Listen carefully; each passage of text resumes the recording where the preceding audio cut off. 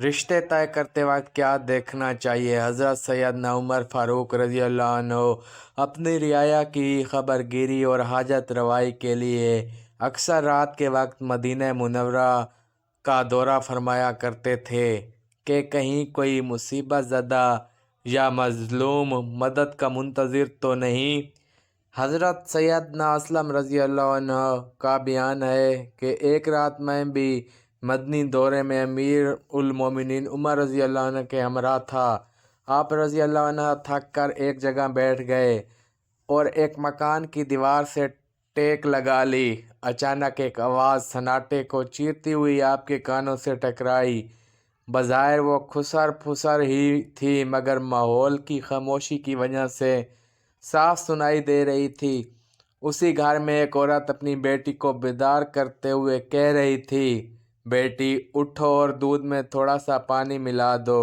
کچھ وقفے کے بعد لڑکی کی آواز سنائی دی، امی جان کیا آپ کو معلوم نہیں کہ امیر المومنین نے یہ اعلان کروایا ہے کہ کوئی بھی دودھ میں پانی نہ ملائے؟ ماں نے کہا، اس وقت امیر المومنین اور اعلان کرنے والے تمہیں کہاں دیکھ رہے ہیں، جاؤ اور دودھ میں پانی ملاؤ۔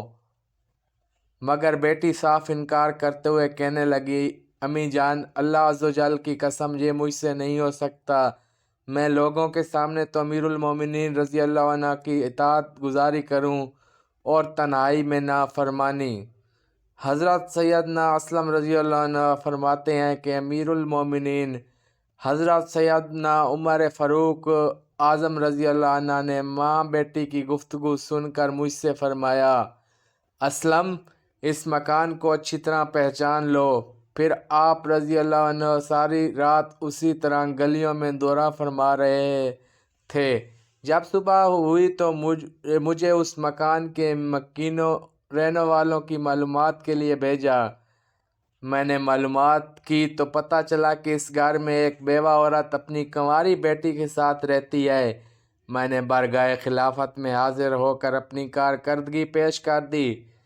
حضرت سیدنا عمر فاروق رضی اللہ عنہ نے اپنے تمام بیٹوں کو جمع کر کے دریافت فرمایا، کیا تم میں سے کوئی شادی کرنا چاہتا ہے؟ حضرت سیدنا عبداللہ اور سیدنا عبد الرحمن رضی اللہ عنہ نے عرض کی، ہم تو شادی شدہ ہیں، لیکن تیسرے بیٹے حضرت سیدنا عاصم رضی اللہ عنہ شادی کے لیے راضی ہو گئے۔ چنانچہ آپ رضی اللہ عنہ کے اس لڑکے کے گھر اپنے شہزادے سے شادی کے لیے پیغام بھیجا جو قبول کر لیا گیا۔ شادی خانہ آبادی ہو گئی۔ اللہ عز و جل کی کرم سے ان کے یہاں ایک خوش قسمت بیٹی پیدا ہوئی۔ پھر جب اس کی شادی ہوئی تو اس کے بطن سے عمر ثانی یعنی حضرت سیدنا عمر بن عبدالعزیز رحمۃ اللہ علیہ کی ولادت ہوئی۔ دوستو، آپ سے ریکویسٹ ہے کہ جب بھی آپ اپنی بیٹیوں کا اپنے بھائیوں کا رشتہ کریں تو اس آدمی میں دیانت داری اور دین ضرور دیکھیے گا۔ ویڈیو اچھی لگے چینل کو سبسکرائب کر دیں۔